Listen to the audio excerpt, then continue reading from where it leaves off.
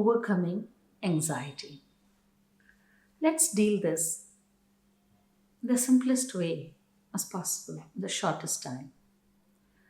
Overcoming anxiety is very often asked.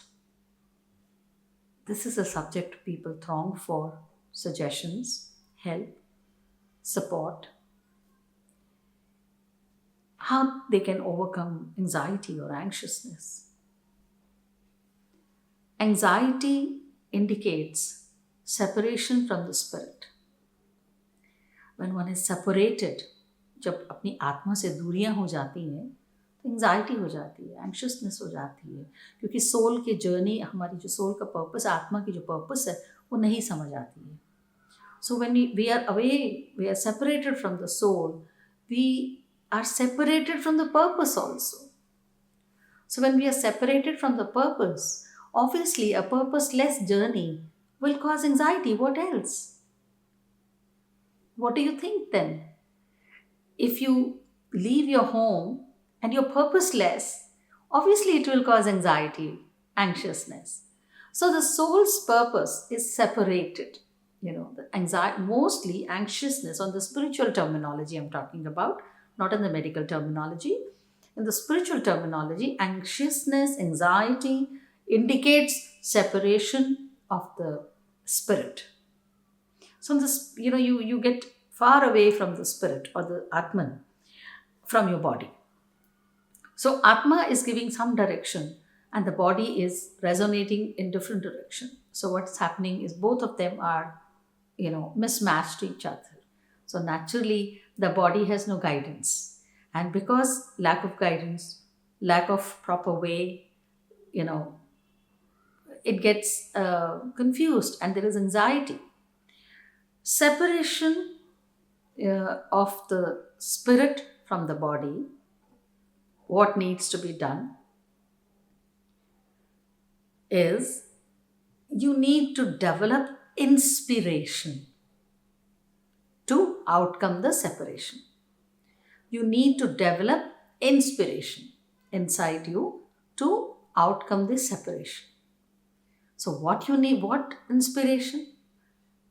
What do you think that should inspire you?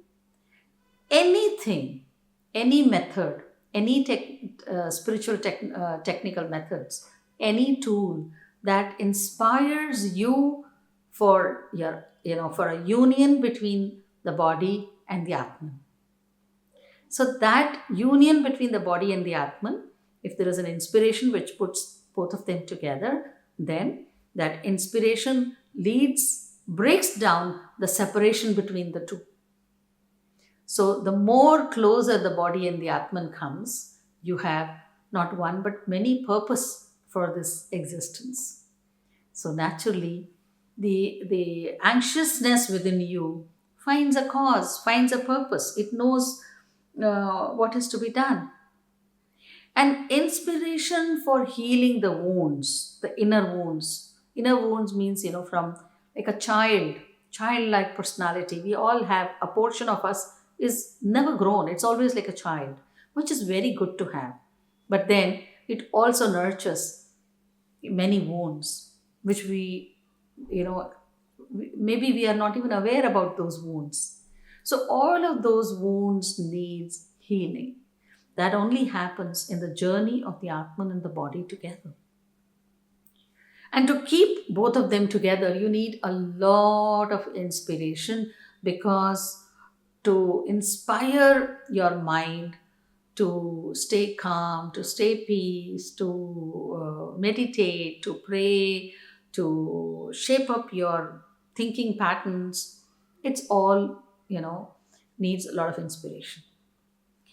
And then you begin to you slowly try to get reconnected to your higher self.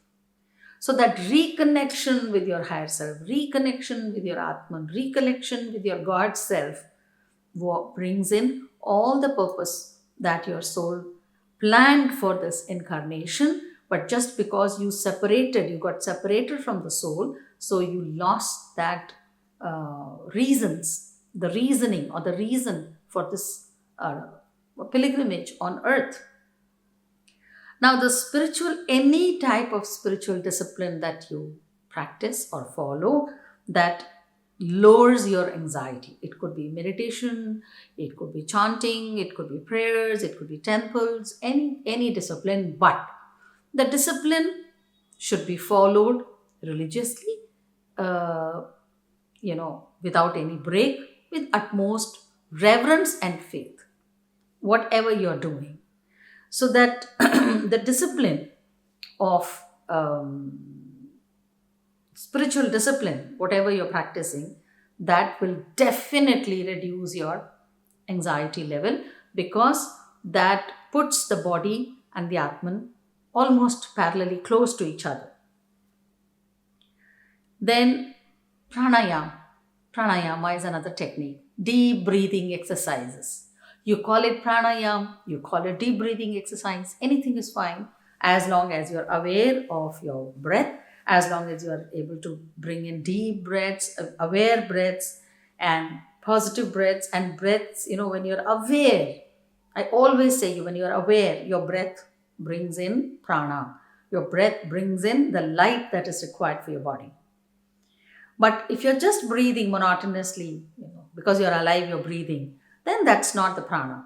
That keeps you alive.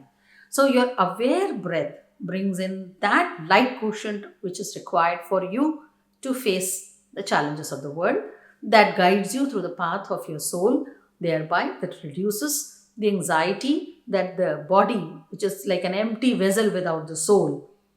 That's why it is anxious, because it's almost like a khali bartan, it's an empty vessel. Then you can practice gratitudes. Morning till evening, try and remember to give shukrana, gratitudes for everything, as many times as possible, all the time. Remain in gratitude. You will forget in the beginning. You will just remember for some time, and then, slowly it'll fade away. Again, you will say, oh, morning I did shukrana at 8 o'clock, or up to 4 baj gaya and I forgot to say thank you for so many things. Again, you will say two times, 4 times, 10 times, and again you'll forget. In the beginning, this will happen, but slowly your every breath will be in thanksgiving. हर श्वास में, हर सांस में शुक्राना ही चलता रहेगा. So when shukrana is happening, when gratitude is happening, there is, your anxiousness fades away. Why? Because you're busy in counting the blessings. So where is the time for you to be anxious? There's hardly time for you to be anxious. Then another little tool is capturing your thoughts. So you can just be aware and capture your thoughts and see what are those thoughts you're going through. What are the quality of the thoughts? Is it beneficial? Is it useful? Is it helping me? Is it helping others? So just capture your thoughts. Stay there. Let the thought come and go. Let the thought come and go. So in an entire day, as many thoughts as you can capture, like a net, like when you're catching fish, the way you put a net and catch fish, just like that, just hold, in your mind, make an effort to capture the thoughts. Then automatically you will know that unnecessarily my thoughts are spinning here and there, and that is one big cause of anxiousness. Then another tool, how to overcome anxiety, is stop lamenting.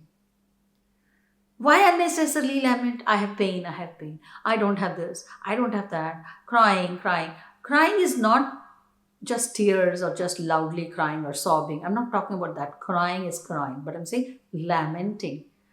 Uselessly going on complaining, going on getting into poor me, that will cause anxiety.